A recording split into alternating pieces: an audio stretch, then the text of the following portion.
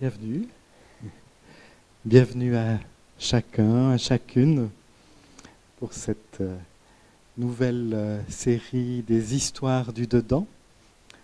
Je vous invite à une heure et demie de partage autour d'un texte biblique, autour d'une histoire qui est donc une histoire du dedans. Peut-être pour ceux et celles qui n'ont pas participé aux éditions de l'année scolaire précédente, je vous redis en quelques mots ce que je vous propose. Nous allons donc écouter un texte qui est lu dans la plupart des églises dimanche prochain, dans Matthieu 18. Et puis, ce que je vous propose, c'est d'entrer dans ce texte avec une lecture que j'appelle non-duel, c'est-à-dire qui est une lecture symbolique où on entre vraiment dans une réalité du texte qui renvoie à une autre réalité. Vous savez, un symbole, c'est quelque chose qui met en lien quelque chose de très concret et peut-être quelque chose de plus abstrait. Et puis, deuxième présupposé, que les récits bibliques peuvent être lus comme des évocations de processus intérieurs. Ils décrivent notre intériorité. Et donc, dans ce sens-là, ils nous invitent à un chemin de conscience. Ils nous invitent à avancer sur ce chemin. Et chaque élément du texte est un élément qui peut représenter dans cette lecture-là une part de notre intériorité. Un personnage ou l'autre peuvent présenter une part ou l'autre de notre intériorité. Un paysage, la description d'un lieu peuvent évoquer quelque chose d'un lieu intérieur aussi. Et puis, le dernier présupposé par rapport à ça, c'est de dire que le texte est là pour nous guider, pour nous amener sur un chemin qui est, que j'appelle l'expérience du je suis, l'expérience du fils de l'humain, on pourrait aussi dire, l'expérience même du jour du fils de l'humain. Voilà.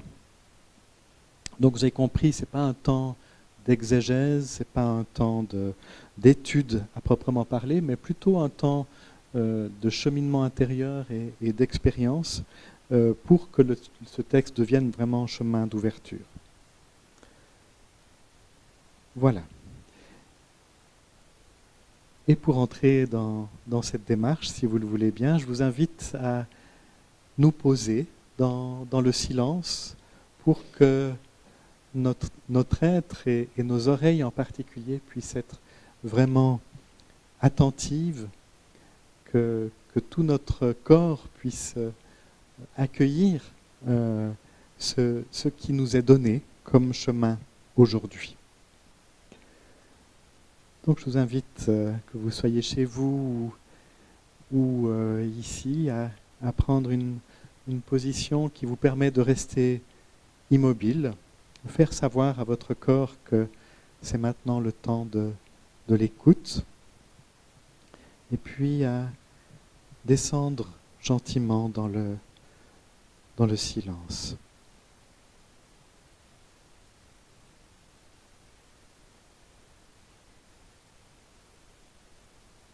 Et sentir ce souffle qui est présent. Ce souffle qui nous respire à travers notre respiration. Dans notre inspire et dans notre expire.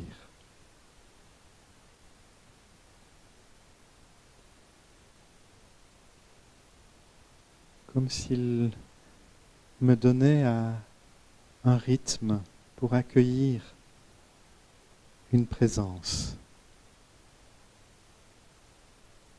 La présence de l'un qui nous unit.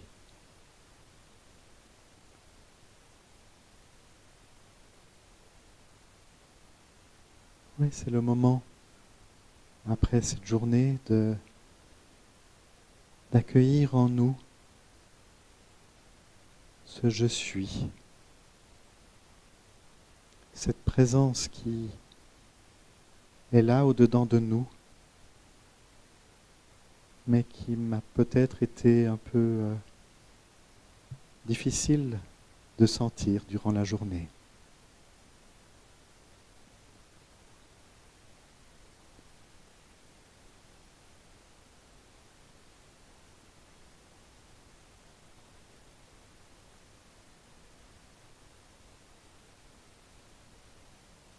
Une présence de silence,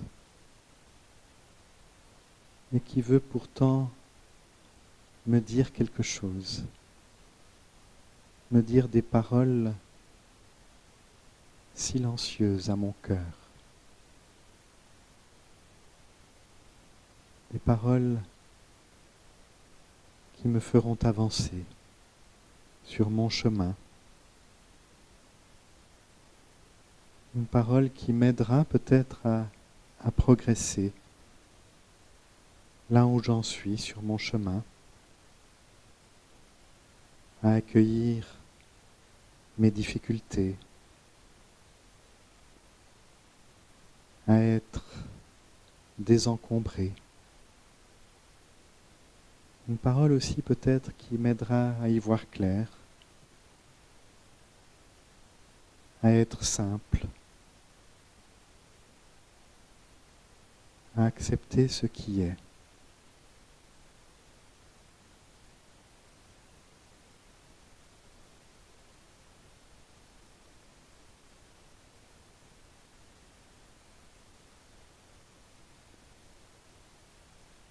Nous sommes en chemin vers le je suis de notre être.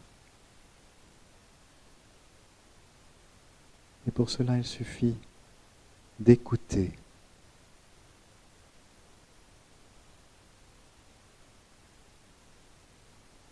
de le laisser nous habiter,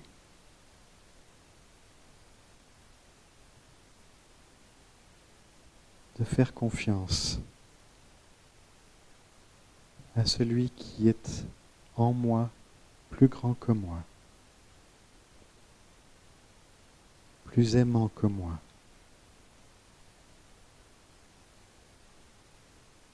plus vivant que moi.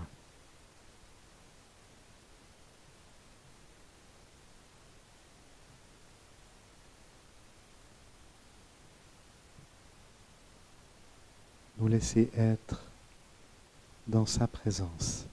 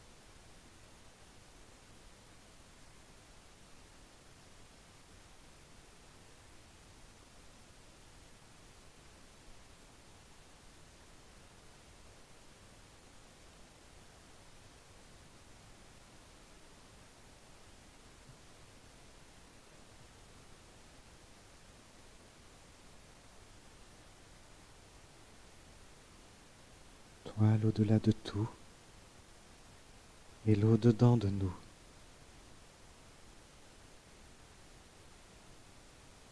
Tu nous accueilles tels que nous sommes, avec un amour infiniment plus grand que notre cœur.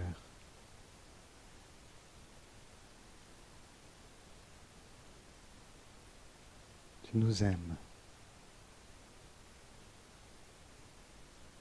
Donne-nous de nous laisser aimer. Amen.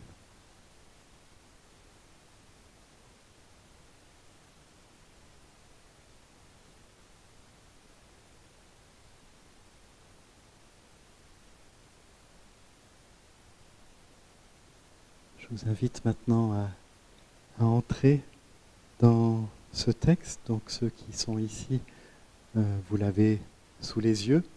Et puis ceux qui sont en Zoom, eh bien je vous l'envoie maintenant sous forme de fichier attaché. Donc en principe, vous devez l'avoir trouvé dans la partie commentaires, ou je ne sais plus comment ça s'appelle, enfin sur la droite de votre écran. Vous pouvez l'ouvrir.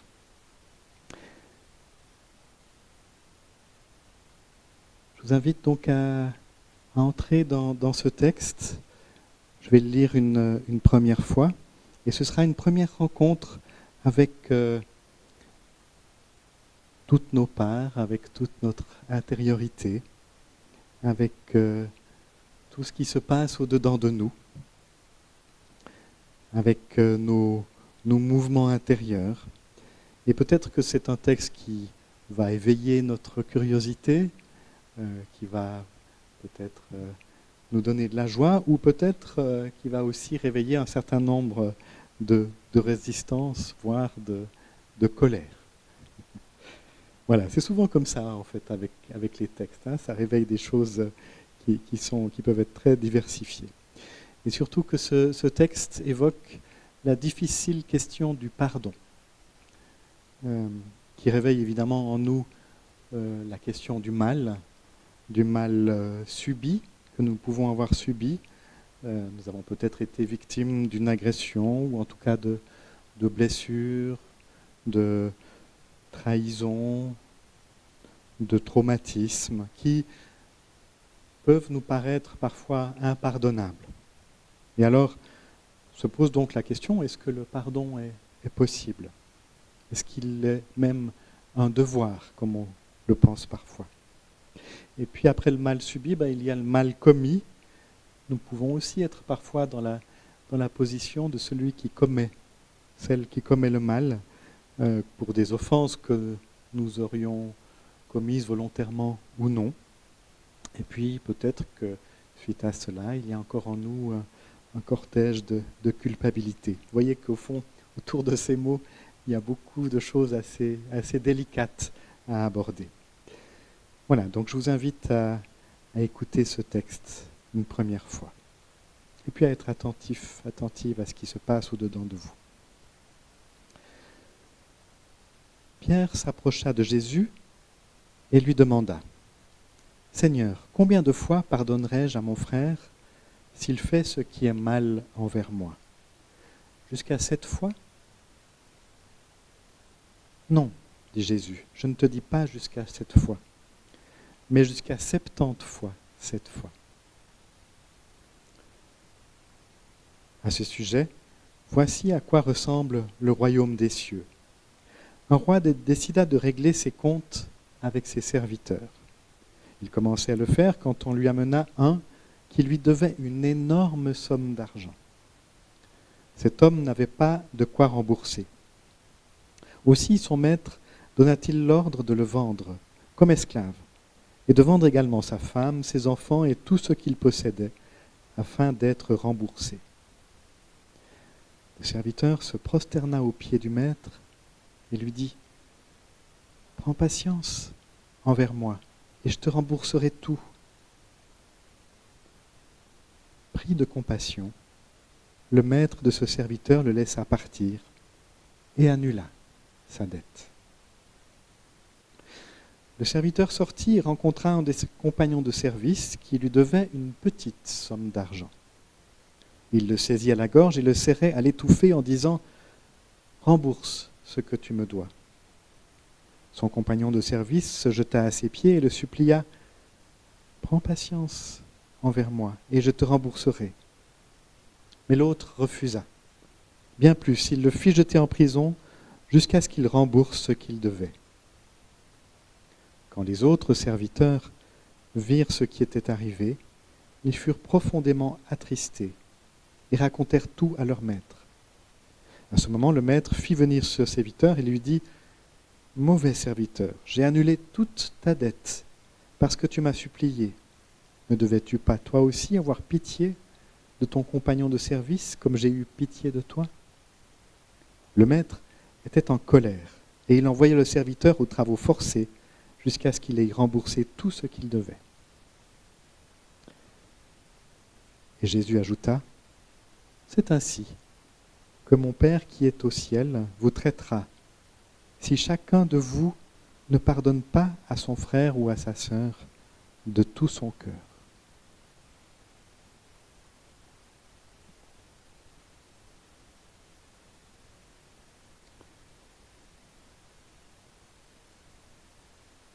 Donc dans cette démarche que je vous propose, vous l'avez aussi au dos de votre feuille ou sur la deuxième page, il y a repérer les personnages, repérer les lieux et les matières, repérer les mouvements et leur évolution. Je les ai mis en gras pour la plupart. Oui, il y a des pages sur la chaise à l'entrée. Alors, cette fois-ci, en fait, ce que je vous propose, c'est pas de prendre un personnage après l'autre, et puis, ou bien un lieu après d'autres. De fait, il n'y a pas beaucoup de lieux qui sont décrits, mais il y a par contre des mouvements ou des évolutions intérieures.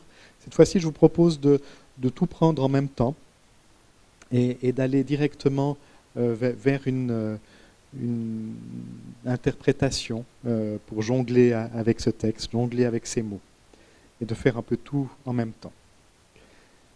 Donc rappelez-vous, l'idée c'est de dire au fond chacun de ces personnages, chacun de ces serviteurs sont des parts de moi-même et peut-être expriment quelque chose de ma manière de réagir.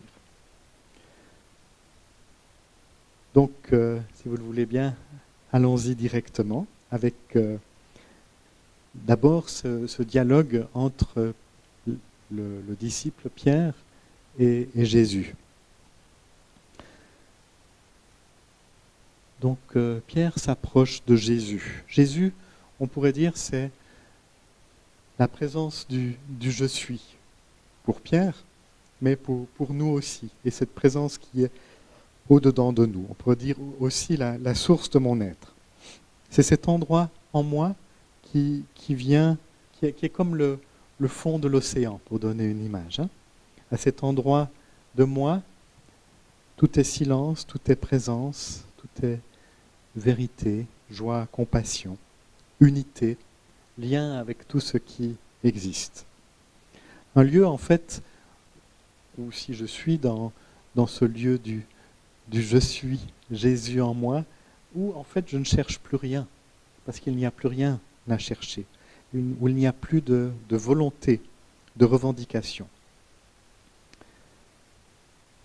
Et puis, donc il y a Pierre. Il y a Pierre qui est un des disciples, qui est à l'école de ce je suis, de la voix du Christ. On pourrait dire qu'il est cet apprenti je suis. Et il est dit qu'il s'approche de Jésus. Il s'approche au fond du je suis. Donc symboliquement, c'est au fond toute cette marche d'approche que nous faisons aussi dans notre vie pour essayer de nous approcher du feu intérieur, du je suis en nous. Et dans cette marche d'approche, eh bien, il y a une part de moi qui, comme Pierre, essaye de comprendre. Mais c'est peut-être une part de moi qui, puisqu'elle essaye encore de comprendre, c'est qu'elle n'a pas encore tout compris. Et qu'il y a encore des logiques qui n'appartiennent pas au je suis, mais qui appartiennent au petit moi, à l'ego. Et par exemple, parmi celles-là, parmi cette logique, il y a, on va dire, cette règle du karma que nous portons tous en nous. C'est-à-dire que le principe que chacune de nos actions provoque une conséquence. C'est cela le karma, hein, une logique de cause à effet. Il y a une phrase qui résume cela aussi, ce que l'on sème, on le récolte, en fait. Hein. Il y a une cause et puis il y a un effet. C'est l'enchaînement des causes et des effets.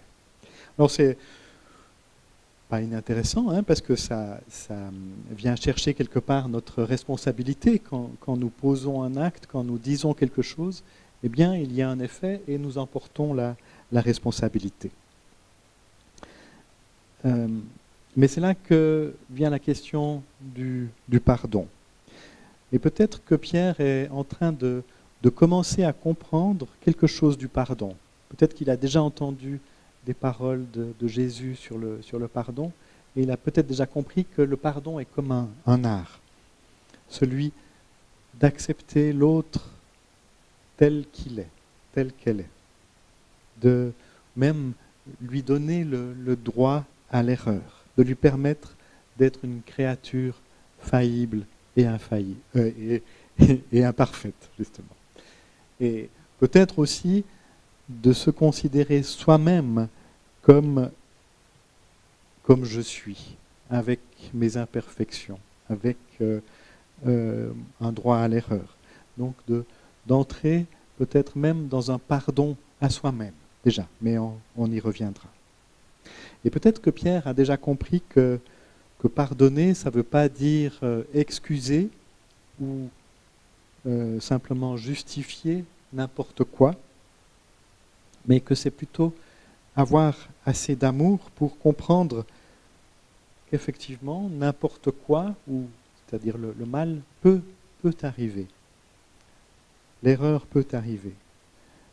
Et savoir demander que ce n'importe quoi, que cette erreur puisse changer aussi, puisse être résolue, puisse être transformée.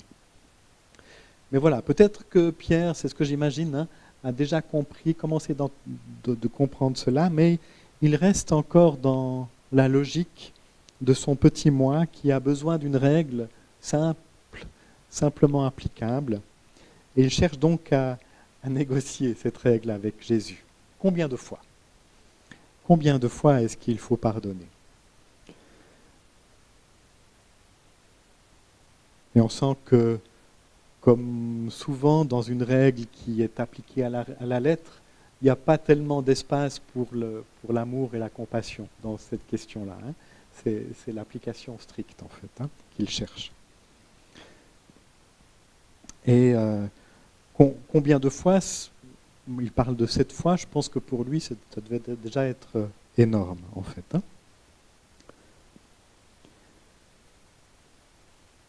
Jésus va répondre, non, je ne te dis pas 7 fois, mais jusqu'à 70 fois 7 fois.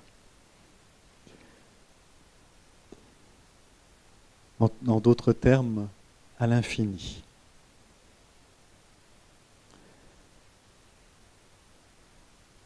Donc, ce que veut dire Jésus à travers ces quelques mots, c'est que le pardon, ce n'est pas dans la logique des causes à effet. On sort de là, en fait. Hein. Ce n'est pas enfermer l'autre dans son karma.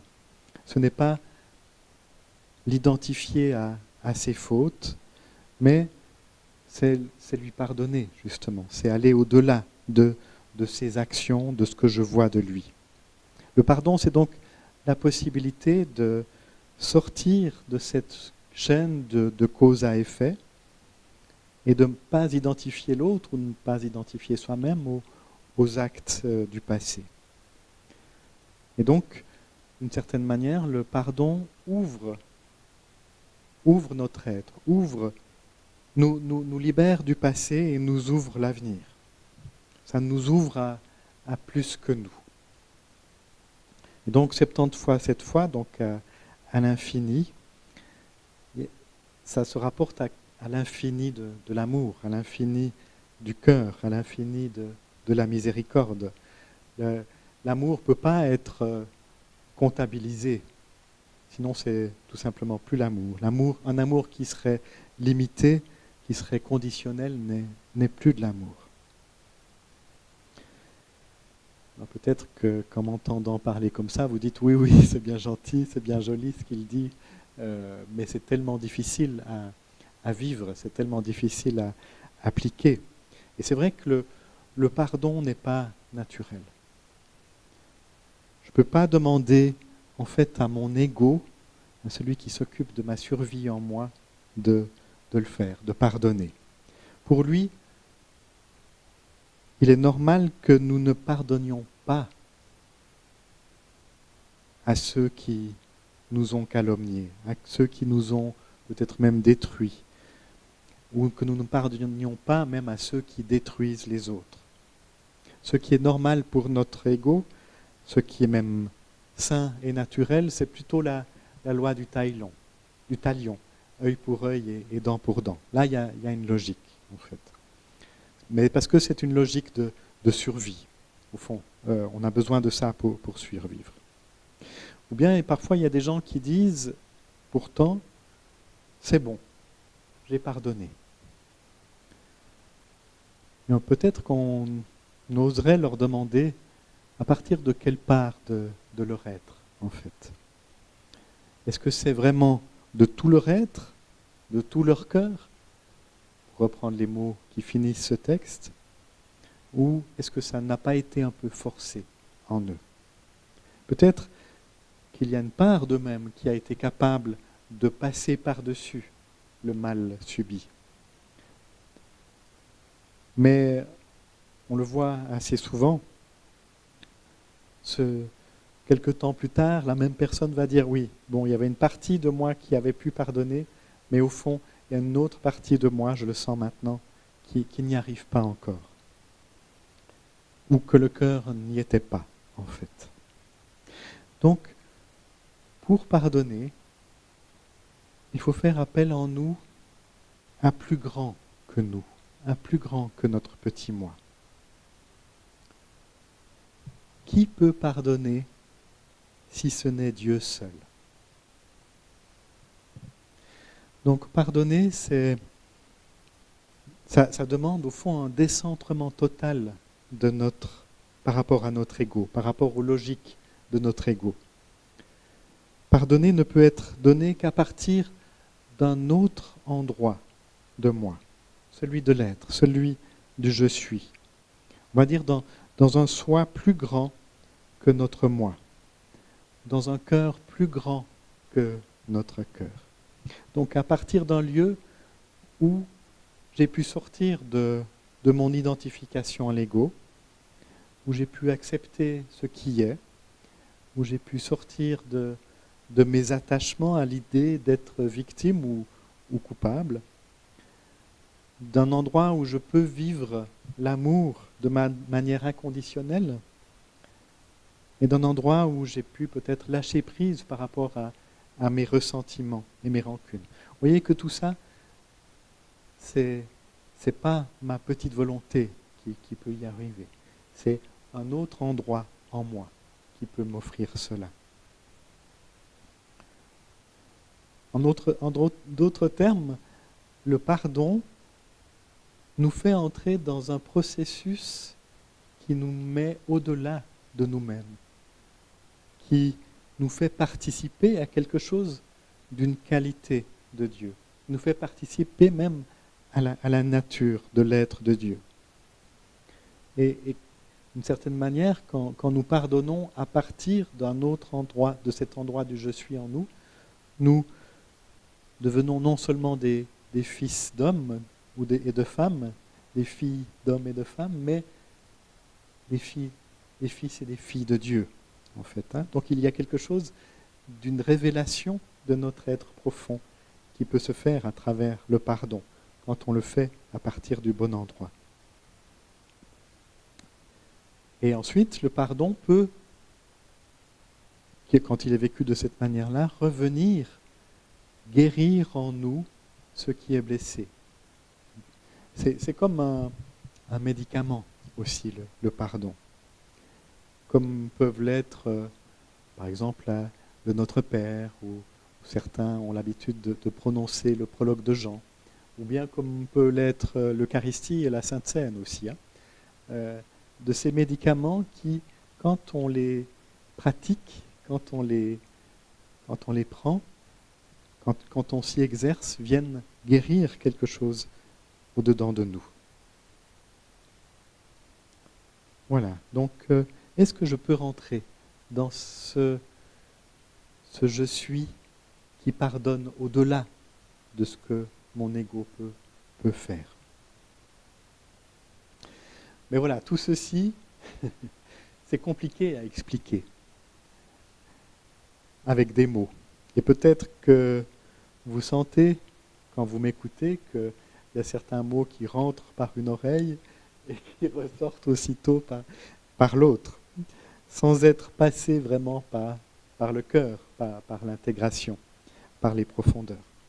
Et c'est vrai que les mots sont parfois trop pauvres pour dire des choses les plus grandes, les plus profondes. Et je crois que Jésus en est conscient aussi avec Pierre, et c'est pour ça qu'il va tout de suite changer de registre.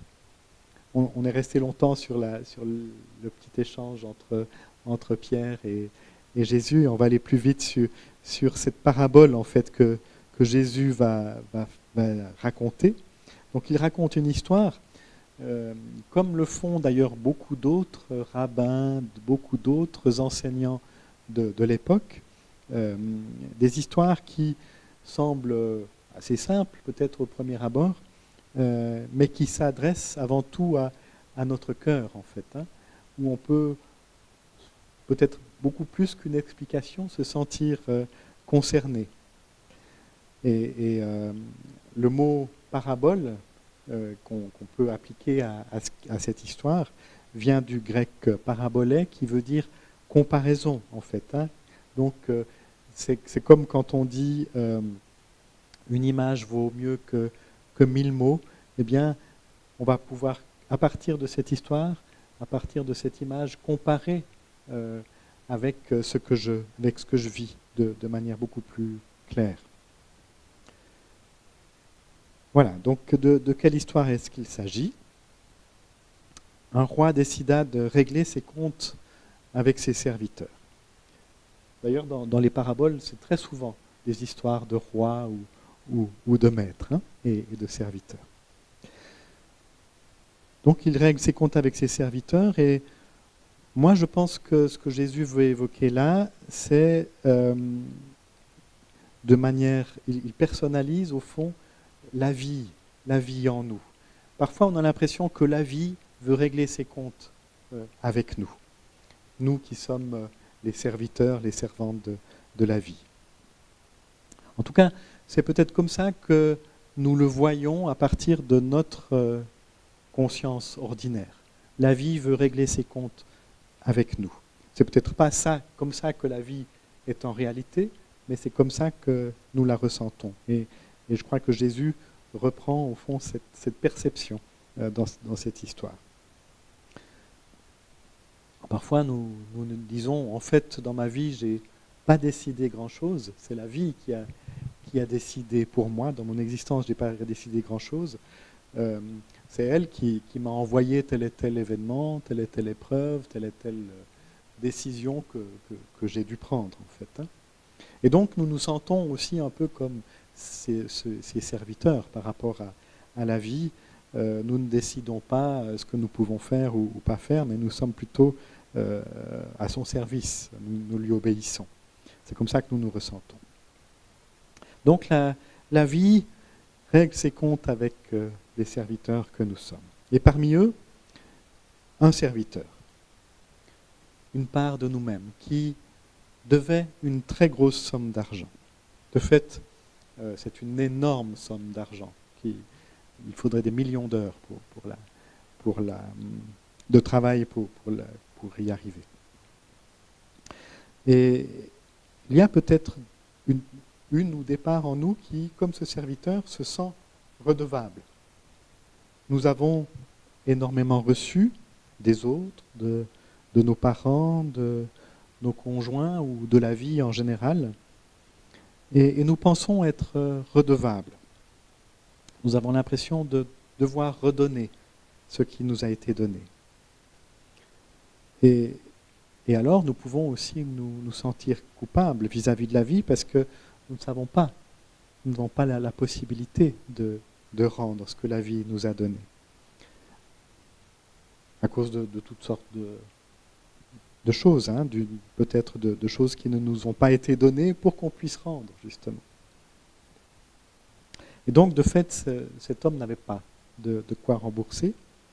Donc, le roi de la vie, le maître de la vie, donne l'ordre de le vendre comme esclave.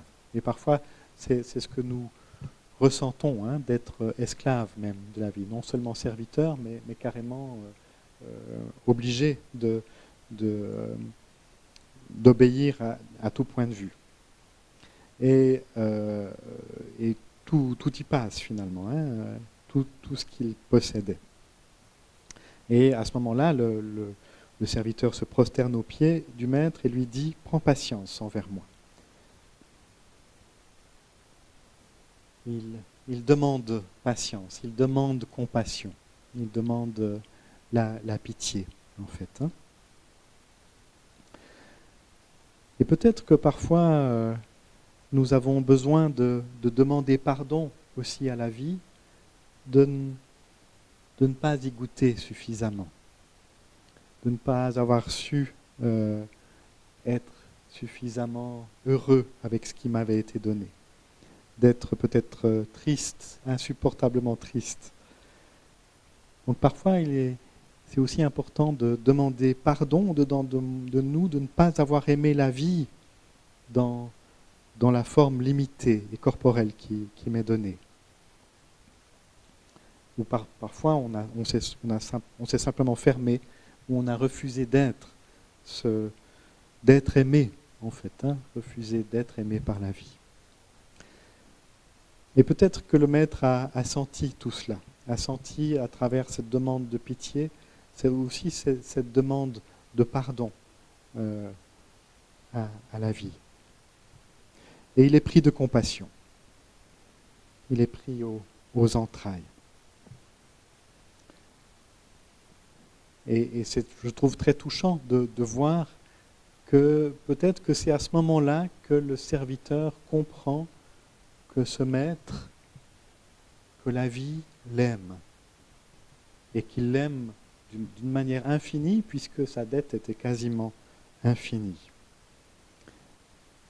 Et peut-être que c'était quelque chose qui était prévu depuis toujours, mais qu'au fond, il a fallu cet événement pour que le serviteur puisse recevoir cet amour. Et parfois, on peut vivre des années sans recevoir l'amour de la vie pour nous, sans se sentir vraiment aimé, parce que simplement on n'y croit pas. On ne se reconnaît pas comme aimé par la vie, par l'infini de la vie.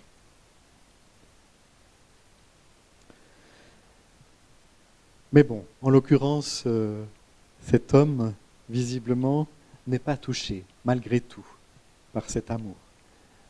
En tout cas, pas jusqu'au fond de son cœur. Il reçoit cette remise de dette, mais ce n'est pas quelque chose qui va le transformer. Et peut-être qu'il ne s'est pas laissé aimer jusqu'au bout, puisque l'histoire va se répéter dans l'autre sens. Et on va voir, enfin vous l'avez vu, il n'est pas capable de la même miséricorde. Donc il rencontre un de ses compagnons de service qui pourtant a une toute petite dette à son égard, et il lui demande la même chose, prends patience envers moi et je te rembourserai, mais ce serviteur le refuse, et bien plus il le fait jeter en prison. Et évidemment que cette histoire remonte aux oreilles du maître par les autres serviteurs, et le maître se met en colère parce qu'il y a quelque chose qui ne joue pas en fait. Hein. Si on reçoit quelque chose de la miséricorde, de l'amour, bah c'est aussi pour le redistribuer autour de soi. pour le redonner. Si on reçoit l'amour de la vie, c'est pour aimer la vie à notre tour. Donc on voit aussi que le pardon, ce n'est pas seulement une action externe qui est comme une transaction entre deux personnes. C'est quelque chose aussi qui vient transformer les êtres d'un côté comme de l'autre, normalement, quand il est bien reçu. Une transformation de la conscience. Donc il ne s'agit pas simplement d'absoudre quelqu'un d'une faute, de remettre des dettes, mais le pardon, quand il est bien vécu, quand il est vécu jusqu'au bout, c'est vraiment un acte de relation, en fait, entre les deux personnes. Et puis se termine l'histoire, enfin le passage se termine avec cette phrase de Jésus, qui est un avertissement terrible, qui sonne peut-être comme une menace. C'est ainsi que mon Père qui est au ciel vous traitera si chacun de vous ne pardonne pas à son frère ou à sa sœur de tout son cœur. Alors évidemment on aurait aimé que Jésus dise les choses peut-être de manière un petit peu plus aimante, parce que là c'est vraiment nous prendre dans un avertissement qui est difficile à entendre. Alors peut-être que ce serait intéressant de vous entendre, savoir comment vous le comprenez. Moi, j'ai envie de dire que, au fond, ce que Jésus veut dire à travers cela, c'est que le pardon est essentiel à la vie. Ce n'est pas une option. Ce n'est pas quelque chose qu'on peut faire si on en a envie.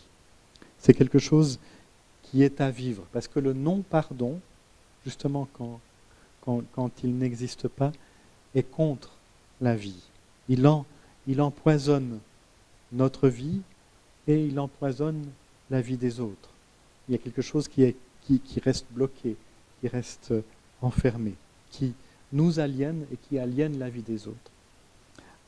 Donc, voilà, pardonnez, parce que c'est à cela que vous appelle votre Père qui est au ciel.